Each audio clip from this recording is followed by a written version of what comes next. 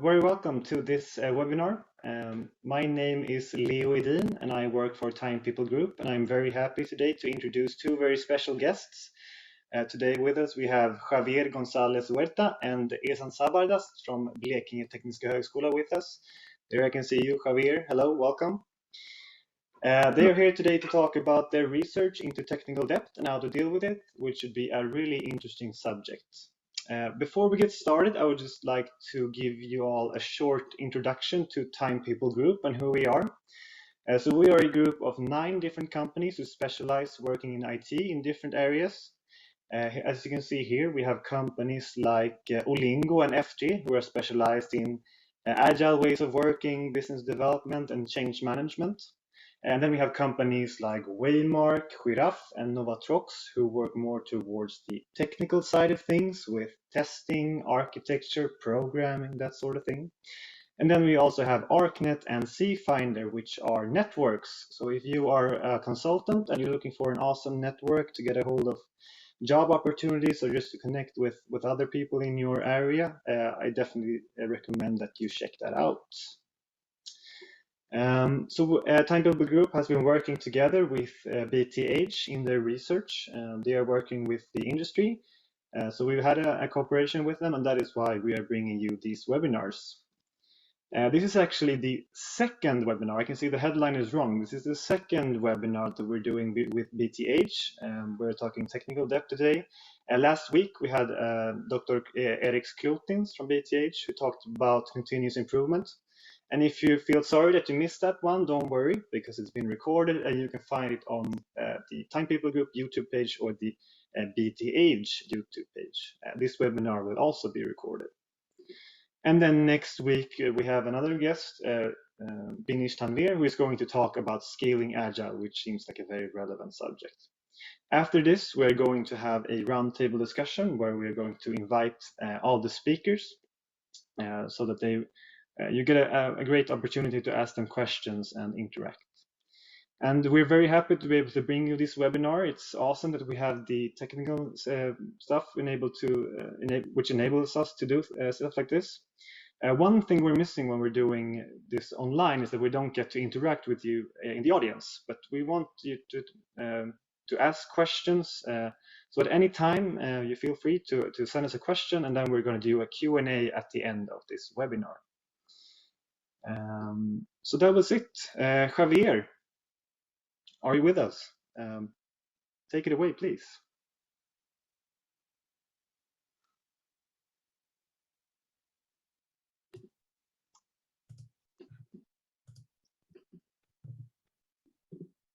There we go. Now I think you are unmuted.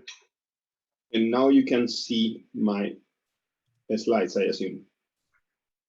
Yes.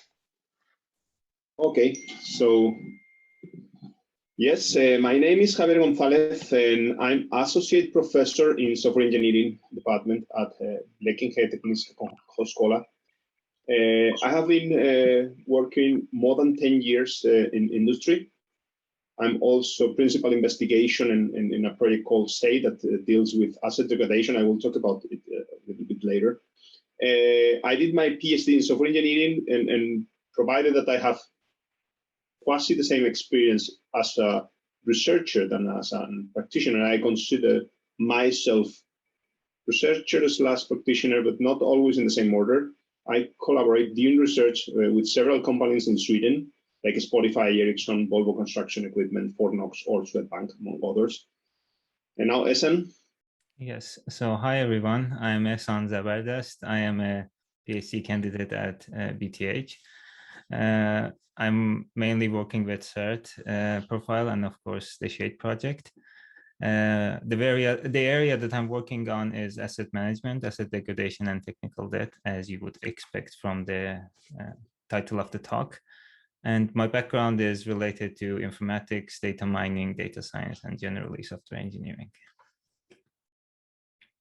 So, thank you, Ehsan. And another thing, I mean, as you might guess from the coming slides, we both like cycling, and that's the reason why you are going to see some examples brought from bikes. And the first thing that we would like to discuss or question is, we hear a lot about comments about technical debt, whether we have a lot of that. And the focus of this topic is to try to focus the area a bit and try to bring the focus where the pain of the organization is and try to do a benchmark of the technical debt. So if I go back to this bicycles example, I can have a city bike that starts accumulating rust as the one we see in the picture, but not all rust matters the same. And you don't care about all the rust you have in the bike the same. So you don't bother probably on the rust. You start accumulating on the mudguard, because I mean here is where you probably have all the time here in Sweden, and you don't want to be fixing that all the time because it's costly and pointless. But if you start experiencing rust in the chain of the bike, most likely you will want to fix that quickly, so that doesn't prevent you to be effective with the bike, so that doesn't prevent you from using the bike as you want, right? And we want to bring this idea to TD and TD metaphor, right? So there are several shortcomings of the TD metaphor. I would say that TD probably has been sickly defined from the beginning. So in some organizations, you might be using tools that tells you the level of TD you have accumulated in time. So the time you are expected to expend if you want to fix the TD that you have in the system. And sometimes you get a figure like you have 10 years of technical debt. What does it really matter? So everything doesn't count equally as in the previous example. Let me use another example. Let's say I bring the car to service today, and they tell me the check control tells or detects that you have 10,000 problems in the car. Well, that sounds scary, right? But what if last year they told me that I had 9,999? Then it's not that bad, right? Same happens with TD. What it might be important is the trend, is the growth, is how fast I'm accumulating this TD and where. Because if I'm accumulating TD in a core component I'm touching every release, or in the backend services, then it matters. But if they are in legacy components that are seldom touched, then who cares? If a component is never touched, so if I write a write-only, let me use this metaphor, a write-only component, a component or a piece of code that I write and I never touch, what does it matter that it has a lot of TD? It's not going to be touched again. And same goes to something like we can also talk about technical credit. And what's that? Imagine that you have a guru that knows what he or she is doing. He's one person that knows very well, I don't know, iOS development. And that person decides to do something or take a shortcut to make it fast. But you know that person will fix it in 10 minutes after the release has gone, and the next release it will be fixed. Then this person has a lot of technical credit. But if a newbie that recently joined the company does the same, then you are in trouble because you know that person is not qualified to fix it. And then, of course, not everything matters the same, right? So, and that's what we are trying to tackle with our approach and the ways we try to approach this problem. The other shortcomings of the TD metaphor is that it's in general more tailored to code, and we don't look at it the same way when we talk about other artifacts, as for example, when we talk about requirements or test debt. And in TD, we tend to think that we incur in a debt because we do something that is not perfect. But TD does, for example, not consider how a decision done in code, for example, transfer to other artifacts, or a decision I make or a shortcoming I take in requirements, how it expands to code and tests. And one example can be, for example, I decide to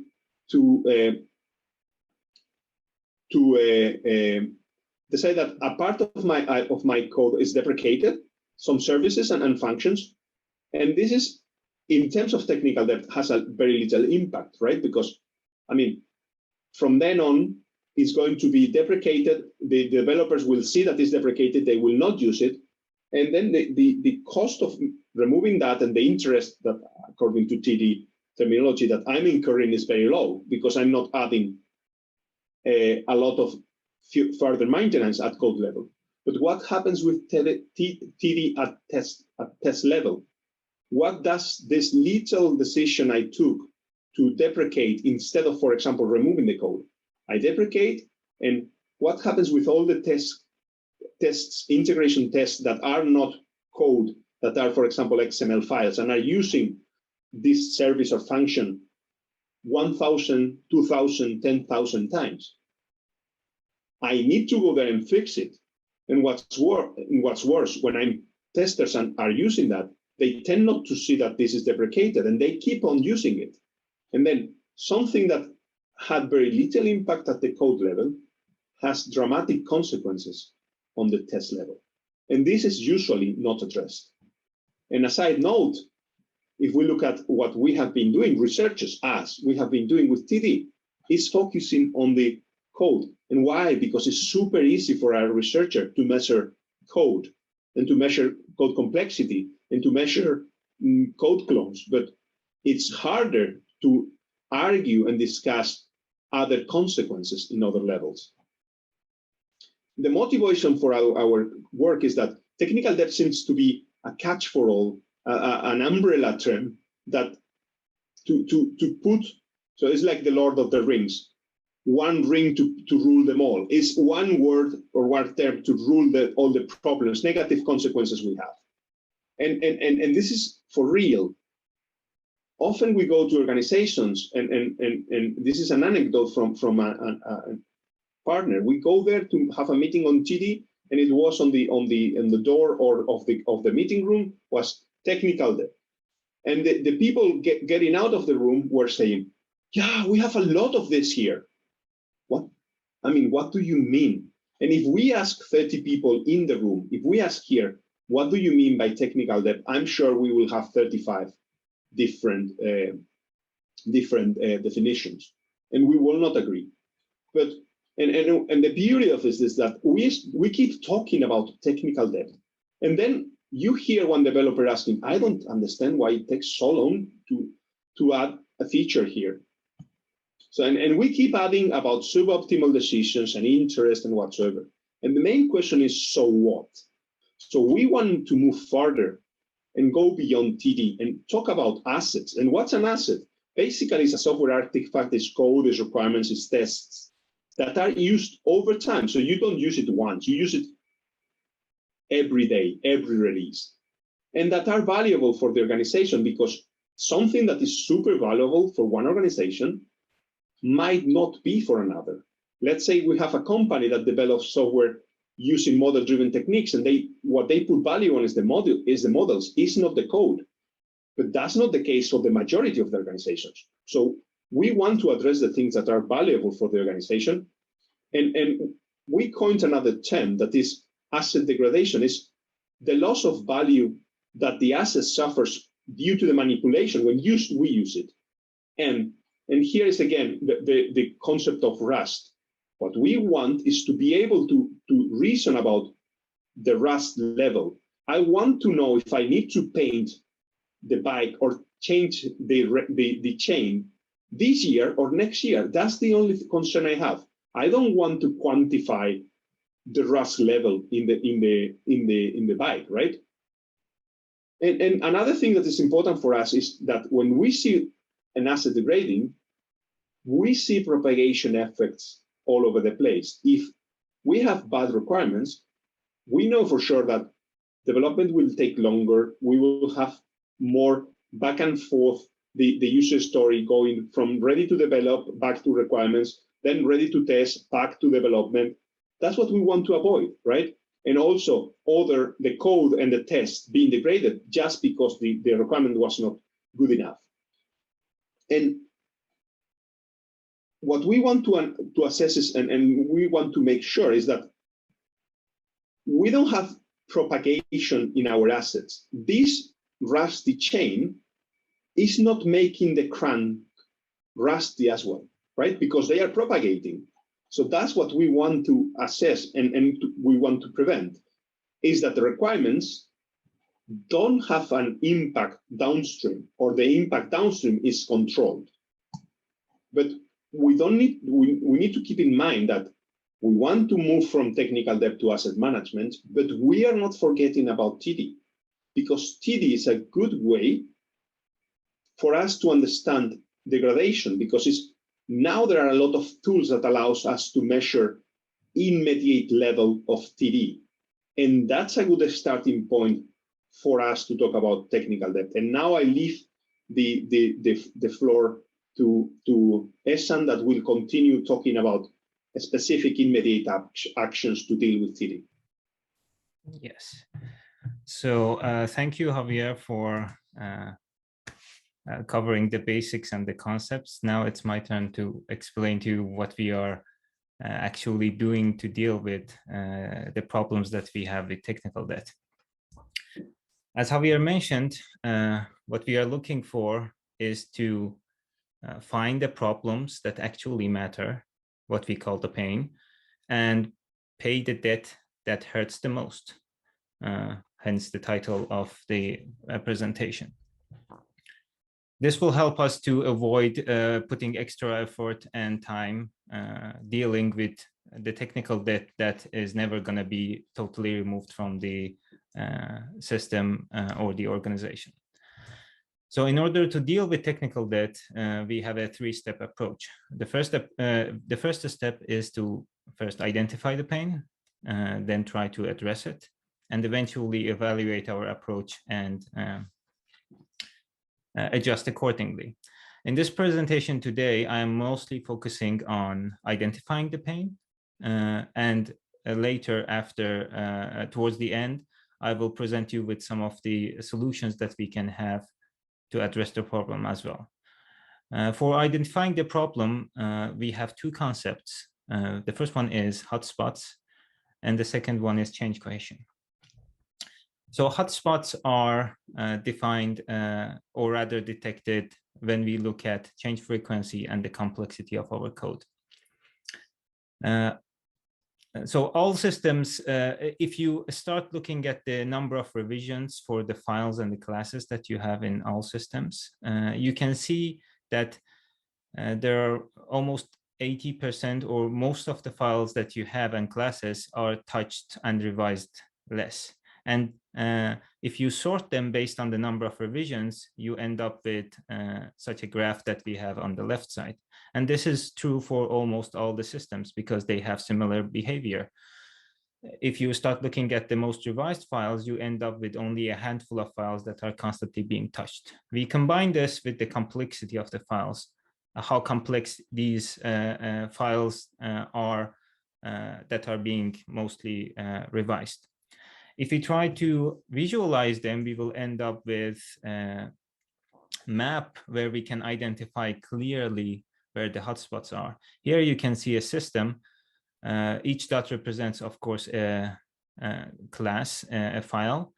And the more red it is, the more problems it has, which means that it's an hotspot. It's being touched more often, and it has bigger complexity.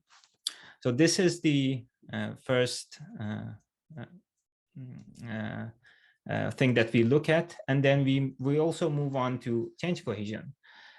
When you're developing a software system, more often than not, you touch many files together. This is expected for many of the cases. For example, if you're updating a class, you might want to update the test cases that are related to that class as well. However, if we look at real systems, the expectations might not be satisfied, in a sense that, yes, we expect the files that are physically located together to change together, or if they have certain relationships together, they can change together. But if we look at real systems, more often than not, we see files that are being changed together that have no connections. This is already a red alert for us. We use these two concepts, change cohesion and hotspots, to be able to identify the pain in component and repository level. Still, these metrics and solutions are already done. What we want to do is to move one step more and take a look at the system as a whole. So here you see a system with over 250 repositories. What we want to do is to be able to detect this change frequency, change cohesion, and the hotspots in the repository level.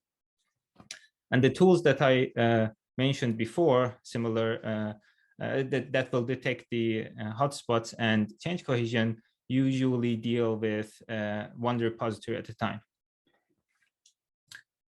So in our new representation, we have the dots as repositories. The size of the dot is, of course, represented by the number of changes that the repository has. And the links represent the number of changes in which two repositories appear together. These changes can be either two repositories being involved in a same ticket or user story or other cases. And the stronger this relationship is, the stronger the connection that we have. So if we have this representation, we can start asking questions. Is the bigger dot the most problematic repository that we have?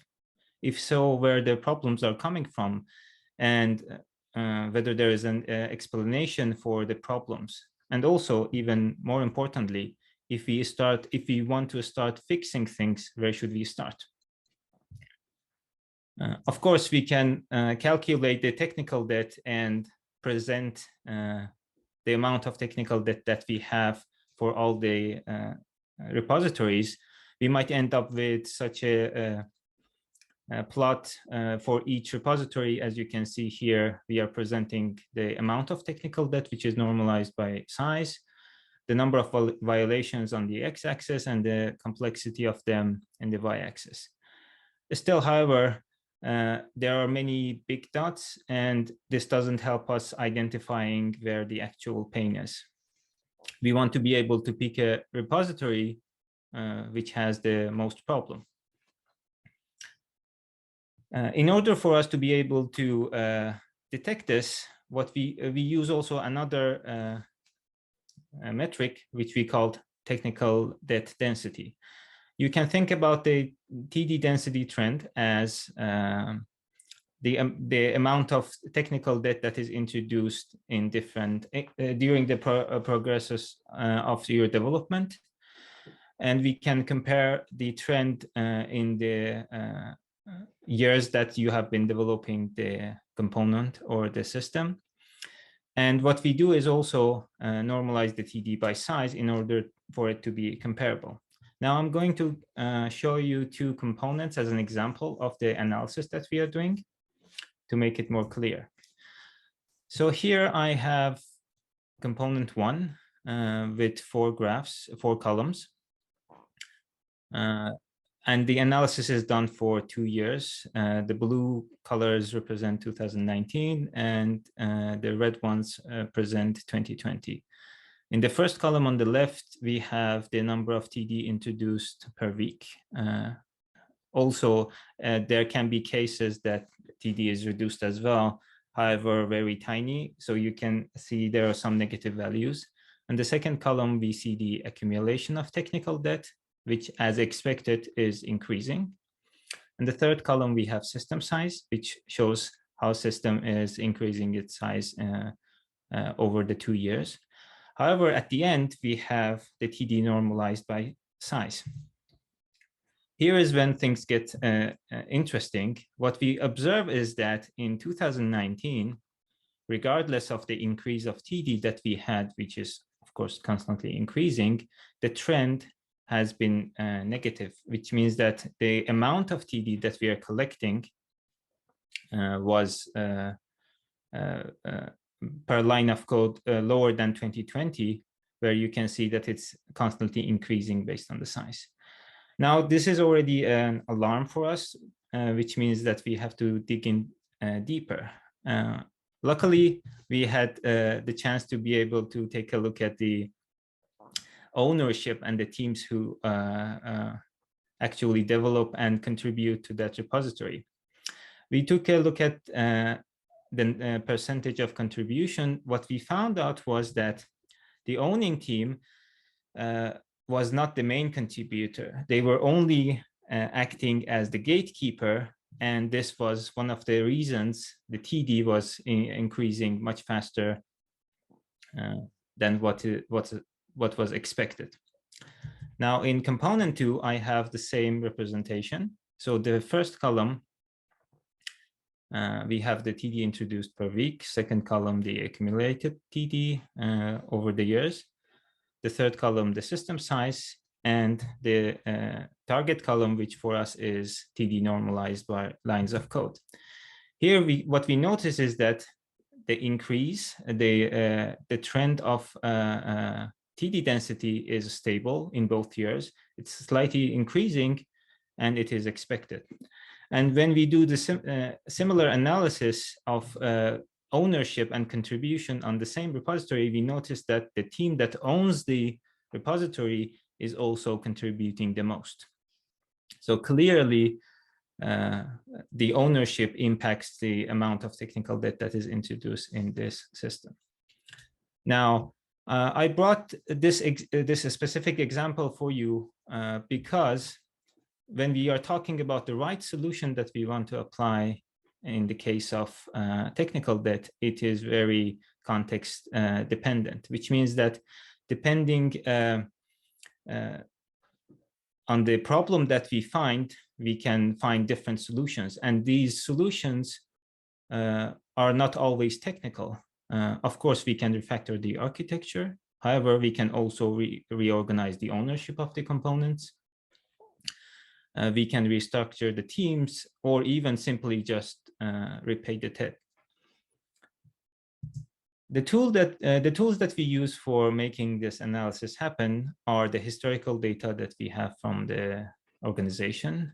These are coming from two and three parts: version controls such as Git, the ticket systems such as Jira, and the organization structure, any documentation from the company that helps us identify the ownership and the affiliations. We mainly work with SonarQube and CodeMod to capture TD and some of the metrics that we are using to dig into the analysis.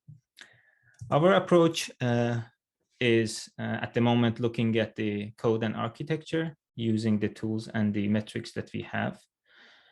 We combine this with the information that we receive from the organization structure, such as the affiliations, ownerships, communication, contributions, and also component dependencies. Our goal is, of course, to find the hotspots where the actual pain is in the organization level. What we want to do is maximize the gain to address the problems where we deem more important, and we can confirm this by looking at the data that we gather. Later, to evaluate our approach and the solutions that we have started to work with, and also adjust and repeat the cycle again. Of course, this is not the end of the story, and similar to what Javier said, for us to be able to capture all the propagation that we have from different assets, we want to include other perspectives. Right now, we are looking at the architecture and organization. However, we plan to also involve requirements, tests, documentations, and other aspects as well. and eventually also take a look at the value creating components. So if you want to maximize the value that is created for the organization, what you want to do is to be able to repay the debt on the value creating components. And with that, I would like to thank you for showing up and listening to our presentation. You can contact us via our emails if you wish. And now I think I can give the floor to Leo for the questions. Thank you so much, Ehsan, and thank you, Javier. Very interesting. First of all, I'd just like to ask you, why technical debt? Why did this field interest you? Why did you research technical debt? Is there a backstory?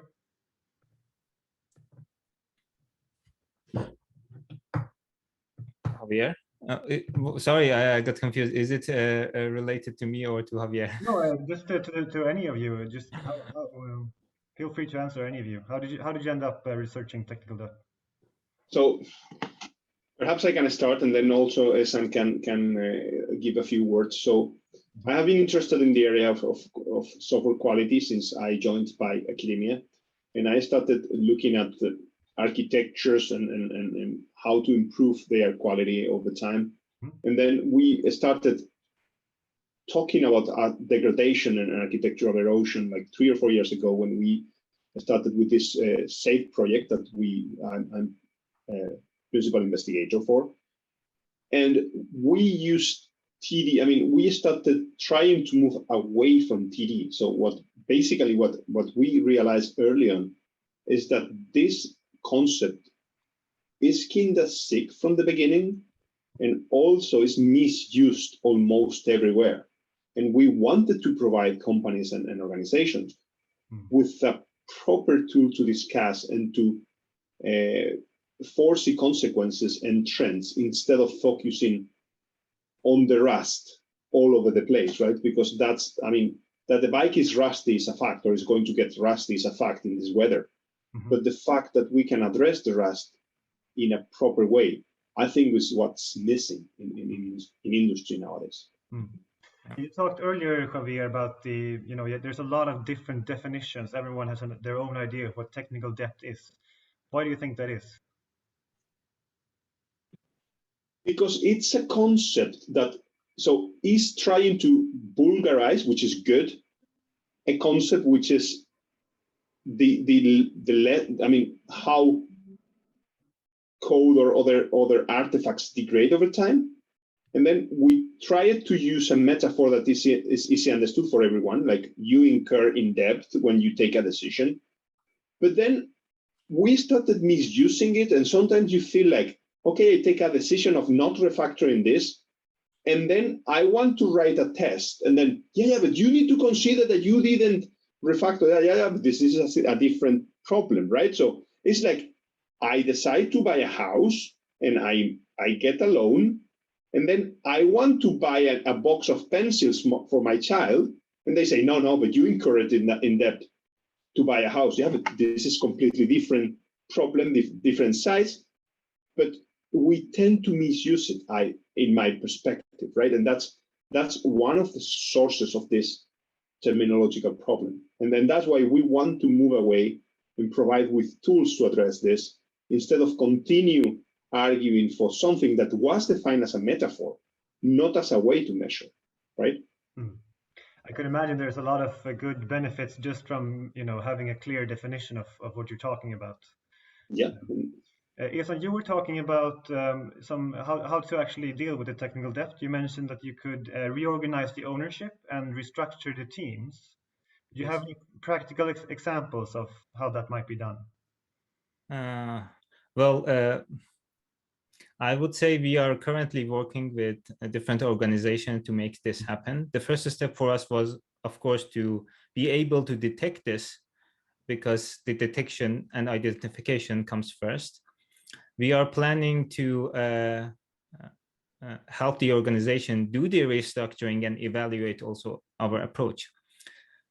I am not sure how detailed examples I can bring right now.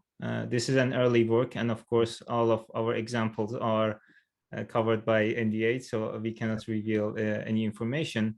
But the feedback that we have received from the companies is already quite positive. The fact that we can correctly identify such problems and try to address them in a higher level rather than just, oh, we have technical debt, let's fix the code. No, the problem is coming from the fact that you have bad organization. If you fix that, you start already paying your debt in a sense. So that is a very good, I would say, start. And we have been successful in that. So what stage are you in with the research? Are you still looking for new partners, or? Well, of course, new partners are always welcome to join. We have several cases that we are working with, and as the research goes, I think if you really want to evaluate and validate our approach, we need always more companies to, or the cases to be able to extend this work and be able to help more companies to deal with this, of course, yes. So that's an excellent message to our attendees, that they can reach out and get your help. So that's excellent. Definitely, for sure. So let me ask you about your vision of how to operationalize this for companies. This is a question from one of the audience. Do you envision like you make some sort of approach, or maybe a tool, or maybe both, in order to help companies control the degradation across their projects? Our current work, as I presented before, started with identification, and the tools and the metrics that we presented today are just a small portion of it. In our vision, of course, we have many other tools and metrics that we can use to identify different perspectives of the whole development, because as I mentioned, right now we are looking at architecture, of course, and the organization, but what about requirements? Because if there is a problem with requirement, it might also propagate to our tests or even the coding. So for the vision is to be able to connect all of these together and try to address the problem that we have with technical debt. Technical debt, as mentioned before, if you talk about code technical debt, it's only on code. It usually doesn't agree. It usually doesn't go with, okay, if you have TD in the code, where the source is, it's just isolated for itself. So our vision is to, of course, expand this. And as far as the making it operational, the cases that I brought and the examples that we brought to you today are all real cases that we are investigating with the companies. They are operational, which means that we are implementing them in the companies. However, we started with what we know and the metrics that are available. Of course, the plan is to expand this and let the companies take the work and continue with the process. Excellent. Will this presentation be shared afterwards? Yes, of course. Javier? Javier? So the only thing I wanted to add with regards to the operationalization is that we are in the level that we are defining the metrics and that we are defining what to look at and when. But the whole idea is that when we leave the company, they have an actionable plan to use whatever we have been measuring on their own to prioritize, so or to control what they have or to prioritize what they need to be focusing to fix, right? So therefore, I think at the end, it's going to be an approach supported. Probably it doesn't even need to be personalized by tools. So you will have scripts running on your servers, checking Git, Jira, whatever, and then at the end of the day, you will have an aggregated view of what's going on and how things are evolving and plausible root cause. In the way, also, one thing that we have mentioned before is that sometimes the solution is not on the technical side. It can also be on the organizational side. So it's not only about refactoring code. Sometimes giving the right team the right ownership over the right components might keep things under control, right? And this is another branch of the approach that is, this is part of our collaboration with Binish, and is the talk that is coming next week, and also the idea that we can try to focus on those components that are generating more value. And this is the whole picture of what we are doing. And certain parts are not really automatable, right? So whether to give this team the ownership of that component, this is not something we cannot automate. So this is something, a decision we need to take, having domain knowledge together with the company, sitting with the company, talking to them, and actually looking at feasible solutions. And this is something that cannot be automated. This is organizational, right? So it's not that easy. Exactly. And may I add that I tried not to use the word tool here, because if you start building a tool, it will be yet another tool like the many that already exist. It might be adopted, might not be adopted, but it's mostly going to be automated. You will get some numbers, and then at the end of the day, it is a so what question. However, if you look at it as an approach, how to look at the TD problem and try to identify it, then that is a better goal, I would say. Yeah, that's good. We have a colleague of mine who used an expression, a fool with a tool is still a fool. So, we can't rely on tools only. Exactly. Very good advertisement, Javier, for the next webinar with Binish, who's going to talk about scaling agile. Very good. I like that. You could be a good salesman if this whole researching doesn't work out. Thank you. I hope I don't need to consider. Same here. So, gentlemen, it's been really interesting. Thank you so much. Do you have any closing words that you want to send out to the attendees before we leave for today?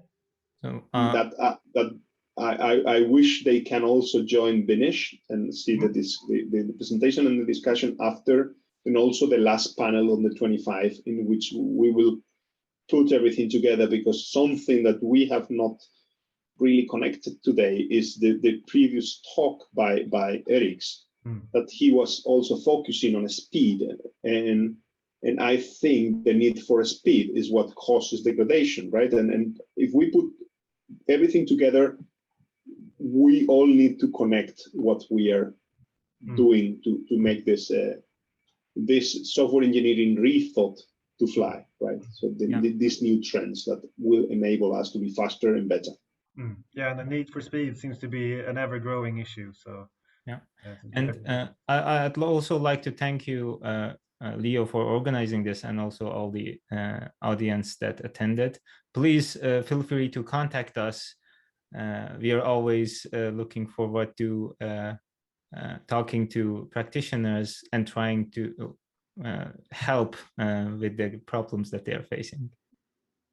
Excellent. And like I said, I will send the presentation tomorrow, and then you'll also get the Eric's previous talk and an invitation to the next talk by Binish. So, gentlemen, thank you so much for joining us. It's been a pleasure and a really good talk. And a big thank you to the attendees. Hopefully, we will see you next week. Thank you so much. Thank you. Bye.